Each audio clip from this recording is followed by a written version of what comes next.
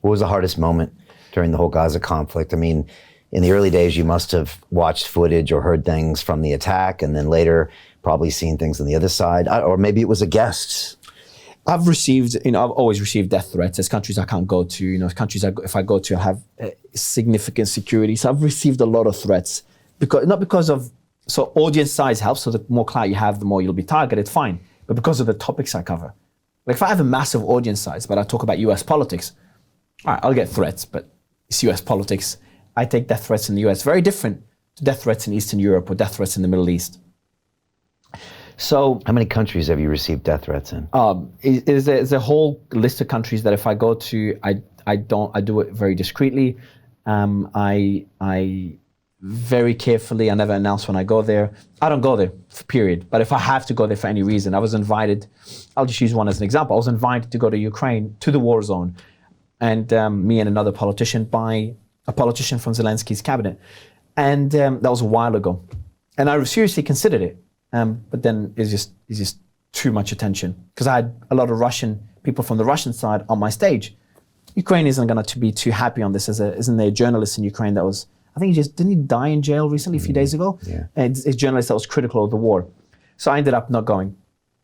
But there's a whole list of them. And I have team members as well. That work 10 or 20 countries. There's a lot. Okay. And the more issues I cover, the more that list was going to increase. But I think, it's part of the game because of the issues that I cover. The toughest one is, again, I don't want the sympathy towards me because there's people in Gaza that suffered, and Israel, but mainly Gaza, obviously, considering the death toll there, that suffered significantly more, that are suffering significantly more. I had a pilot from the IDF come on, and pretty strong stances. Like if there's a school with Hamas members or Hamas weapons in there, but there's also civilians, would you bomb it? Yes, I would. And I've done it before. I'm paraphrasing here. And he's explaining why striking targets that have civilians there is not a war crime and is justified. And then I had another person, his name was Ahmed, on that stage. It was heartbreaking. And he was talking about how his family, he has 7, 8, again, I could get the numbers wrong, family members killed by IDF pilots. And he's talking to an IDF pilot. Where else would that happen? I had another space where I had someone on the Israeli side that lost family members on October 7th and someone on the Palestinian side that just lost family members that day, and they both found out on that day and they were talking to each other. I had another guy, also his name was Ahmed or Muhammad, and he lost, he came on, every time he loses family members, he comes on our space to talk about it. In the passion and the pain in his voice, I just don't think you understand the pain of losing so many family members. And he comes on our space to talk about it.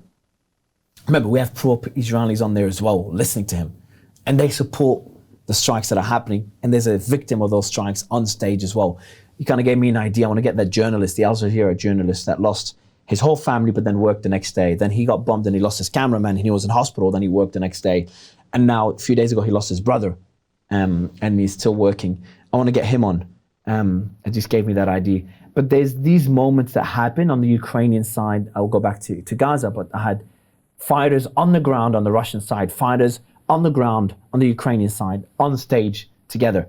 But on the Palestinian one, considering the amount of the death toll and the amount of suffering that's happening, it's a tough one. And these were hard for me to stomach. Obviously, there's things behind the scenes that happen, a lot of footage that I see, obviously, to post.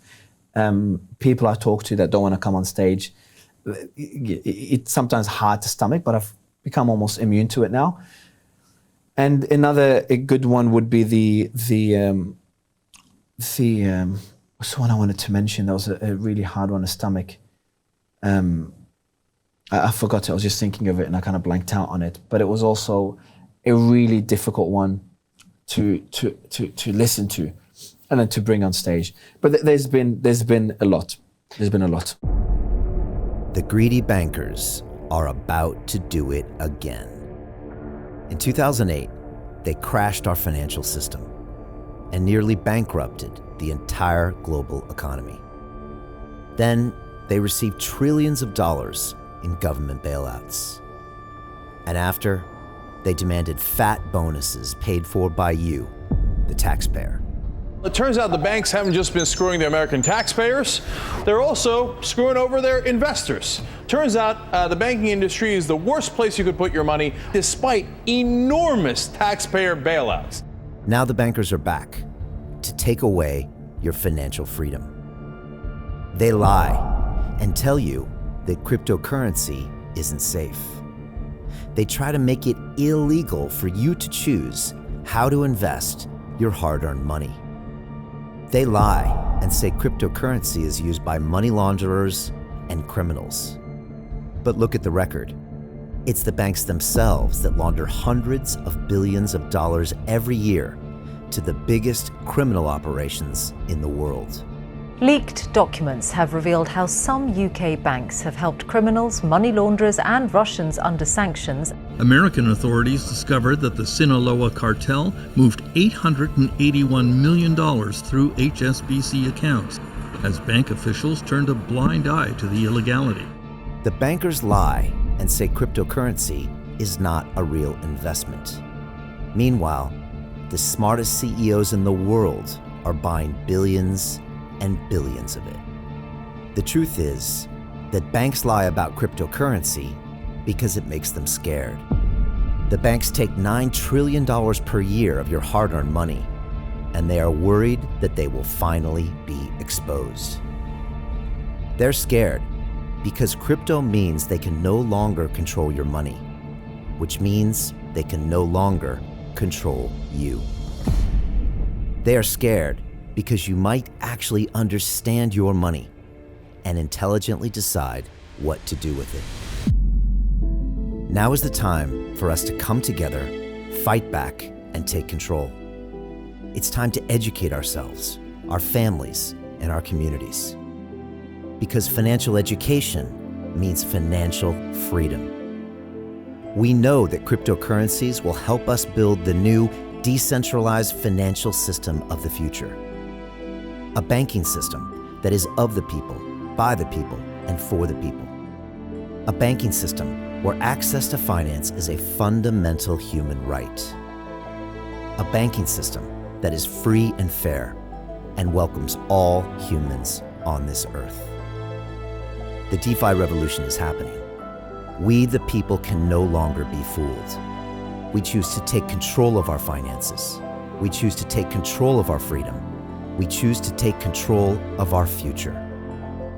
Join us, and let's take back our financial freedom forever.